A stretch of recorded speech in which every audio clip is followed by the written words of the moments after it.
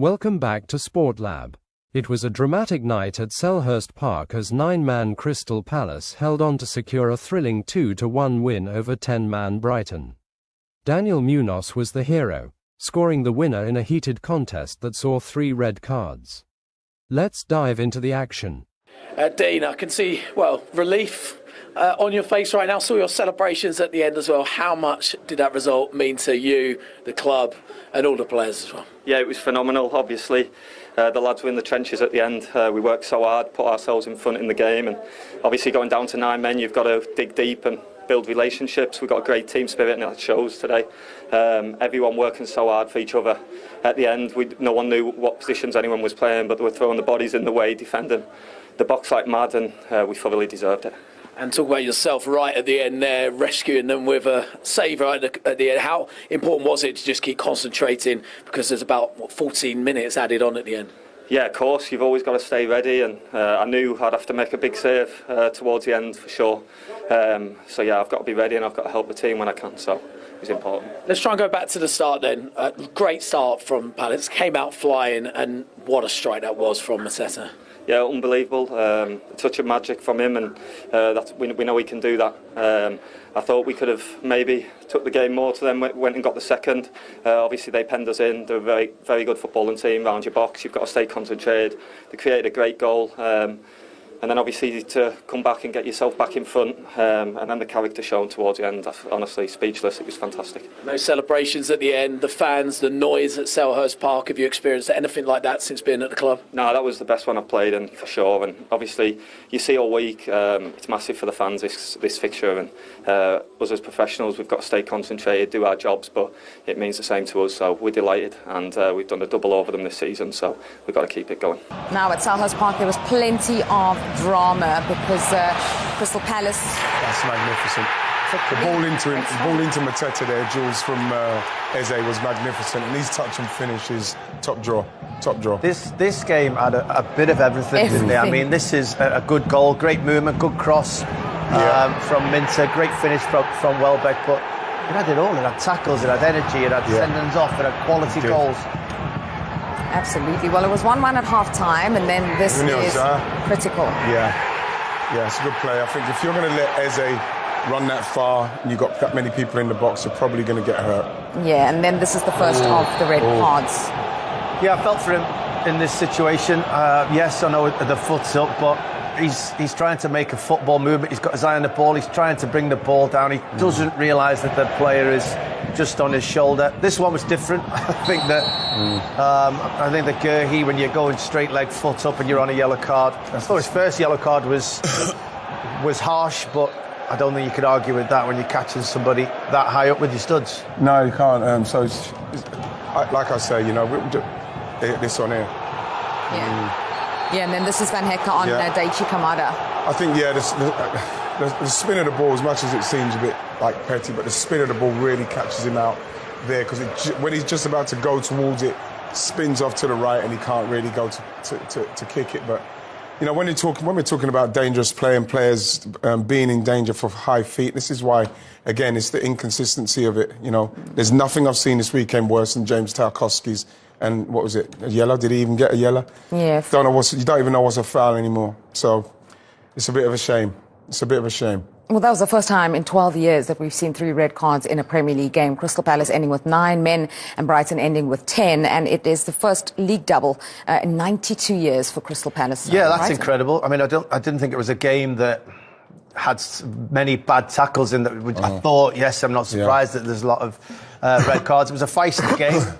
Maybe could have been done a bit differently. But yeah, what an incredible thing to have done to do your rivals finally both times that season. Yeah, they'll be delighted. That wasn't that kind of game where, for me, Jules, where it was, we saw those tackles were really like, oh my gosh, those are crazy challenges. It's a shame that they went down to 10 and 9 men, but that's where we are at the minute. 3 defeats on the spin has been a bad week for you, hasn't it, really? What thoughts you take away from this one? Yeah, if you're not playing on our highest level, when we don't minimize the easy mistakes, then it's difficult to win Premier League games, and then we have to analyzed the week we had, were tough results, but in the end it's only about looking forward. The things they happened, we can't change them. The things we want to change, we have to focus now, and then I'm sure that we have a good reaction.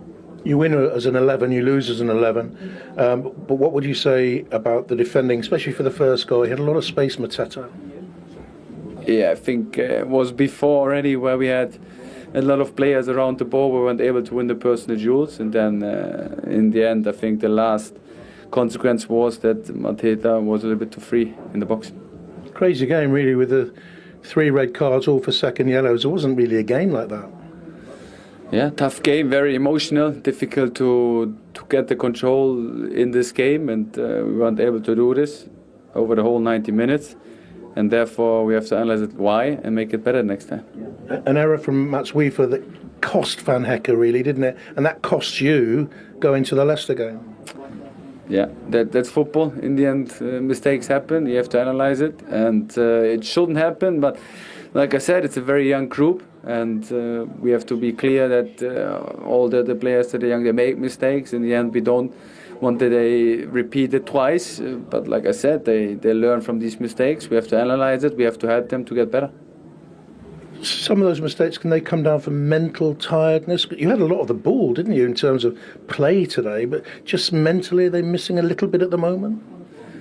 Could be possible. Like I said, there could be many reasons, but it's now very important to not to overreact, to stay predictable, to analyze it with all the stuff we have here, and then trying to find the right solutions. So how important now, as you analyse it, because you didn't panic after the Forest thing away from home, you kept your cool, you kept your counsel, and then you went on that winning run, terrific run. How important is that attitude to have now, not to go one way or the other too much? Yeah, very important. And it's about staying together and seeing the positive things. Like I said, the things that happened in the past, we can't change them. So it's about focusing in the future, focusing what can we do better. Why this week happened, it's very important to be very honest to each other, and then it's about taking responsibility and then the ownership for continuing the season. It's a very, I guess, tough afternoon, I would say, for you. How would you assess the match? Yeah, no, it's really tough to take. We know how much this game means to us as players, the fans and the whole club, and we're just really disappointed with the way things turned out. I think we're disappointed with the 2 goals we conceded. I thought we'd done a lot of good things in the game, but just maybe didn't have that cutting edge. And no, but we're just really disappointed, and it's going to hurt. It's going to hurt for a good few days, I think. But you know, we've been here before in the season, and we used it in our advantage, and we've got to do that again now. You know, there's no time to feel sorry for ourselves, and we've got to dust ourselves down this week. Like I say, let it hurt, but make it fill us with even more motivation going into next weekend and the rest of the games. Van Hecke, of course, was sent off, down to 10 men. What did you make? Did you see that? What did you make of that call? I didn't really see too much of it, but I think he was already on a yellow, and I don't think he got the ball, so I don't think there's much to argue with it. But you know, they also had 2 red cards, so at the time we was playing 11v9 and still just lacked a bit of creativity in the final third, me included. And yeah, I was just disappointed with how the game ended. And is there so much pressure, you would say, in a derby like this? I wouldn't say pressure, but you know, we really know how much this game means to the fans and us and everyone around this sort of fixture, and we wanted to go out there today and give our all, and I think we did that. You know, we really wanted to make our fans proud and ourselves proud as players, but you know, we just fell short, and like I said, it's going to hurt. I don't think there's no denying that. But we've got to use this now to really motivate us for the rest of the season, and you know, I think this game will soon be forgotten if we can turn things around and finish the season really strong. It was a lightning-fast start for the Eagles as Jean-Philippe Mateta opened the scoring just 3 minutes in with a powerful left-footed strike. Brighton responded well, and Danny Welbeck levelled the match in the 31st minute, finishing off a brilliant team move with a close-range volley. Palace came out firing in the second half, and their attacking intent paid off as Daniel Muñoz drilled home what proved to be the match winner in the 55th minute. But the drama didn't end there. Late in the game, Eddie Nketiah and Mark Guehi were both sent off for reckless challenges, reducing Palace to 9 men. Brighton's Jan-Paul van Hecke then saw red in stoppage time, leaving the Seagulls with 10. Despite intense pressure, Palace held firm to claim all 3 points. Eagles back to winning ways. Oliver Glasner's side have been in great form, going unbeaten in their last 6 matches before this crucial win.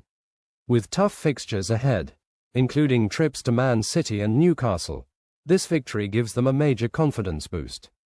Jean-Philippe Mateta continued his fine home form, scoring in his 3rd consecutive Premier League match at Selhurst Park. And with Daniel Muñoz delivering another clutch performance, Palace fans have plenty to be excited about. Seagulls slumped to successive defeats. Brighton's away form had been impressive in 2024, but this loss marks back-to-back defeats for Fabian Hürzeler's side after their 3-0 setback against Aston Villa. They showed resilience to equalise, but ultimately, Palace's discipline and determination saw them over the line.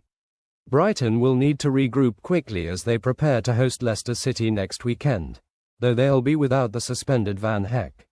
What a game! 9-man Palace hold on for a massive win against their rivals. Can they keep their momentum going against Manchester City? And will Brighton bounce back against Leicester? Let us know your thoughts in the comments. Don't forget to like, share, and subscribe to SportLab for all your football updates. See you next time.